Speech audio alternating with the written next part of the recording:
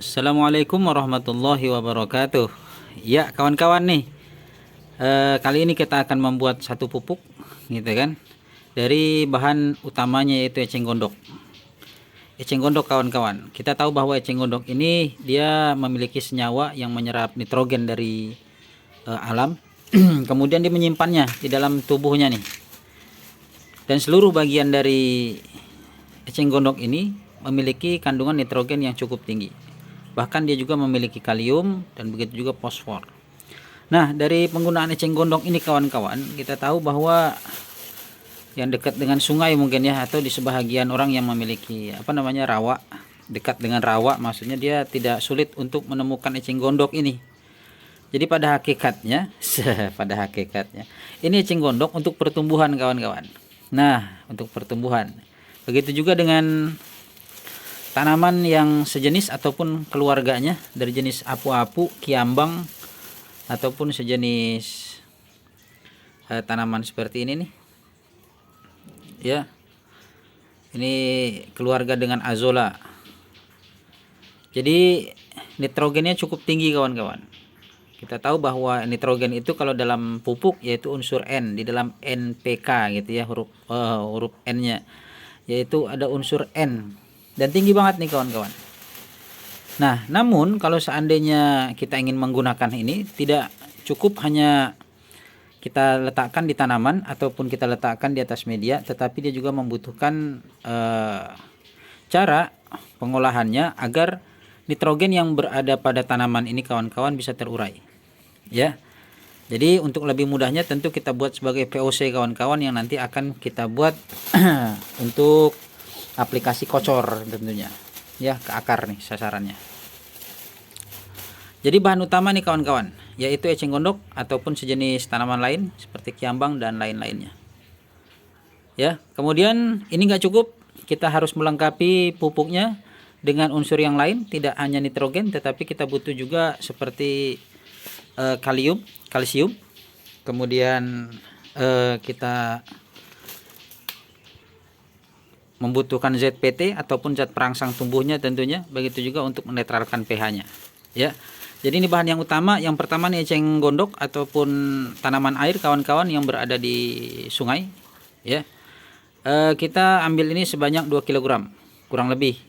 Ya, kurang lebih 2 kg. Jadi kalau kita ambil nih kawan-kawan, kan kita nggak bawa timbangan tuh ke sungai ya kan, untuk mencari ini, cukup dikira-kira aja. Beratnya cukup 2 kilo, cukup. Mau lebih silahkan, mau kurang juga nggak jadi masalah sebenarnya. Ya. Kemudian yang kedua kawan-kawan, ini kita siapkan bawang, tentunya ini bawang merah 1 ons saja. 1 ons. Ya. 1 ons cukup. Kita tahu ini adalah ZPT-nya untuk merangsang perkembangan akar. Kemudian memudahkan juga untuk menyerap kandungan nutrisinya yang berada di media tanam. Bawang merah 1 ons. Yang ketiga, jangan lupa ini kapur sirih kawan-kawan untuk menetralkan pH-nya. Jadi tanaman itu kalau seandainya kita berikan pupuk, ya, kemudian pH tanahnya itu tidak normal ataupun tidak netral kawan-kawan, itu pupuk nggak akan diserap oleh tanaman, dia nggak mau dia. Ya, jadi kalau bisa nih ada kapur sirih, harganya juga cukup murah yaitu Rp1.000 ya kan. Jadi penggantinya kalau misalkan punya dolomit ya silahkan diberikan dolomit, yaitu sekitar 1 sendok saja, 1 sendok makan, 1 SDM ya dolomit. Ini kita menggunakan kapur sirih 1 bungkus. Kemudian yang keempat kawan-kawan, tidak lupa kita menggunakan ini ya. Karena di MSG ini mengandung mineral, kemudian ada unsur fosfatnya kawan-kawan, dan kemudian dia juga pemecah hara yang terdapat pada tanaman. Jadi makanya kalau orang yang memfermentasi menggunakan ini MSG ini, biasanya dia bakalan lunak, tanamannya akan lunak, dan lama kelamaan bakalan hancur kawan-kawan. Hancur tanamannya, walaupun kita tahu nih daunnya setebal ini, dia bisa hancur ya dengan adanya MSG ini. Makanya kalau untuk dikonsumsi MSG ini kawan-kawan nggak boleh terlalu banyak ya. Kenapa? Karena usus kita akan menjadi lunak ataupun menjadi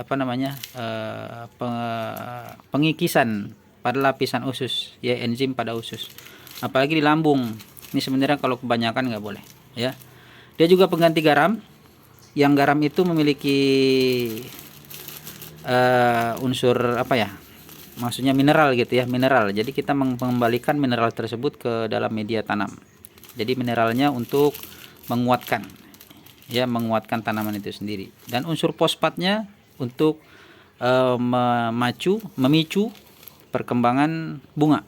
Nah, supaya bisa cepat berbuah. Tentu tidak lengkap kawan-kawan bagaimana untuk mendapatkan nitrogen yang tingginya juga. Di sini juga terkandung asam amino. Dan begitu juga dia memiliki omega 3 kawan-kawan, yaitu dari air kelapa ini. Air kelapa kita siapkan 1 ataupun 2 liter, ya, lebih banyak lebih bagus. Oke. Jadi ini tetap saya sampaikan juga, kalau misalkan kita mau mendapatkannya banyak, jangan ke tukang es kelapa muda, sebab es kelapa muda kalau kita beli cukup mahal. Jadi kalau dapat ini kawan-kawan ke tempat yang jual santan. Ini saya ulang berkali-kali, saya ulangi, ke tempat yang jual santan. Jadi di sini kita minta airnya, ataupun beli juga nggak jadi masalah, kasih duit 2.000 untuk pengganti plastik sama karetnya, ya. Kalaupun 5.000 nggak jadi masalah, karena penggunaannya juga untuk tanaman yang cukup banyak. Air kelapa, cuman saya menggunakan air kelapa yang tua. Kalau mau yang mewah ya tetap pakai Pocari Sweat tapi mahal itu, nggak usah lah, ya, mending pakai air kelapa aja. Oke. Jadi kawan-kawan, ini bahannya 2 kilo kurang lebih. Kemudian yang ini 1 sampai 2 liter air kelapa. Kemudian yang ketiga ini kapur sirih. Yang keempat ini kapur sirih 1, bawang 1 ons. Kemudian yang terakhir yaitu MSG. Ya, MSG 1 bungkus saja cukup. Ya, kita hanya untuk pertumbuhan nih sebenarnya, sasarannya untuk pertumbuhan, tapi supaya lengkap kandungannya. Oke, yuk kita sama-sama kawan-kawan membuatnya. Baik, pertama-tama nih kawan-kawan, dari eceng gondok yang sudah kita siapkan tadi, ini kita gunakan seluruh bagiannya, ya, seluruh bagian dari tanaman, baik itu daun, kemudian ini nih gondoknya, ya, kita gunakan nih supaya ini ada airnya nih kan. Nah, ini sangat bagus nih kawan-kawan, nanti diperas sama MSG-nya, ya.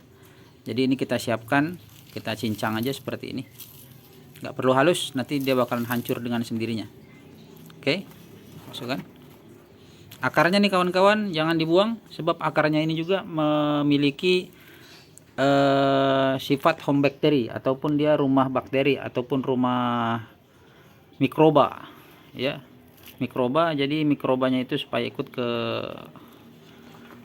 POC yang akan kita buat ini. Oke. Dan setelah itu kawan-kawan nih, tadi kita udah membuat mencincang bawangnya juga kebetulan.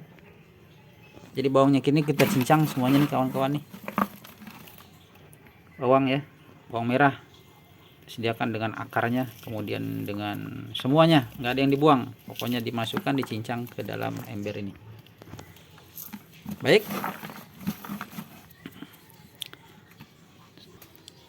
Setelah bawang dan eceng gondoknya kita cincang kawan-kawan, kemudian masukkan air kelapanya. Kita masukkan semuanya.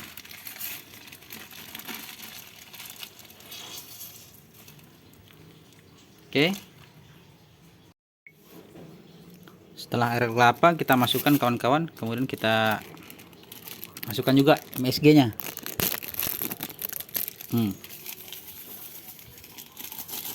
Campur biar generasinya itu menjadi generasi micin. Kemudian kita masukkan nih kapur sirih, ganti dolomit, kalau ada dolomit silahkan dipakai. Kapur sirih ini di tukang sayur biasanya pasti ada jual nih, tukang sayur ataupun warung yang menyediakan sembako, ya, yang jual-jual sayur lah pokoknya.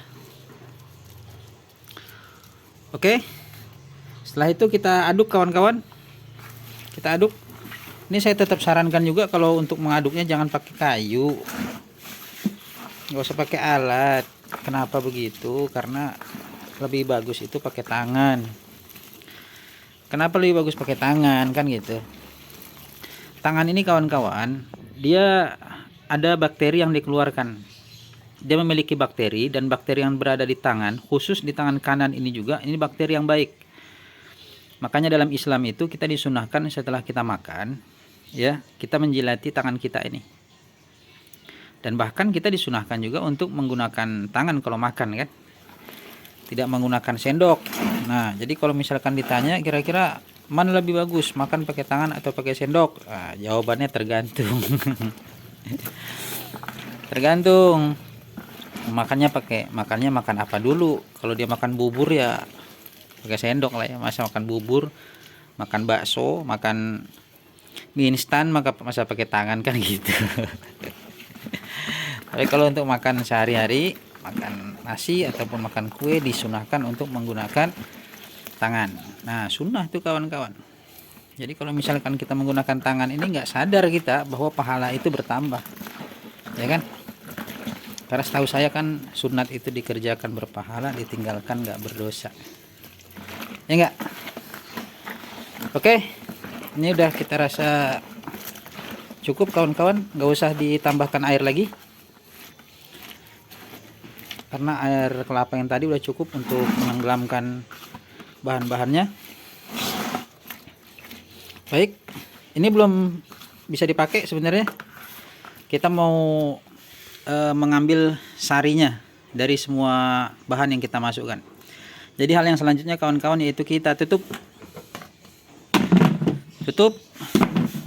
Kalau misalkan punya penutup ember, ya alhamdulillah. Kalau nggak punya penutup ember, ini bisa diganti dengan kain. Yang penting ganti dengan apa? Ditutup dengan rapat saja, ya. Ini ditunggu kawan-kawan selama 24 jam. Langsung kita sampaikan nih untuk penggunaannya.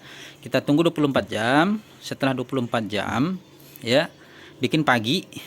Berarti besok pagi baru bisa udah bisa langsung digunakan. Ya, jadi caranya kawan-kawan ini bahan ini kita campur dengan 100 liter air. 100 liter air.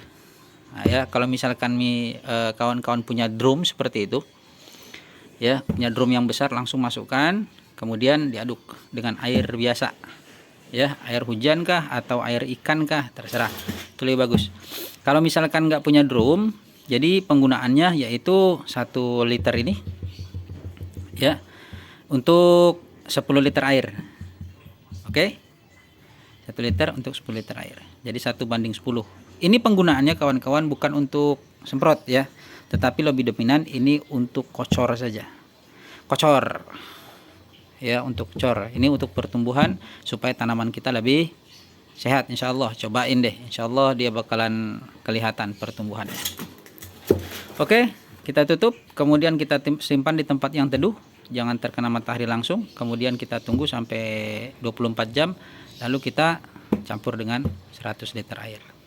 Demikian kawan-kawan, mudah-mudahan nih bermanfaat ya, berbagi pengalaman dari pupuk yang kita buat dari bahan eceng gondok dan bahan-bahan lainnya tentunya ya. Terima kasih yang sudah menonton, mudah-mudahan suka dengan videonya. Assalamualaikum warahmatullahi wabarakatuh. Sampai jumpa di video selanjutnya, insya Allah.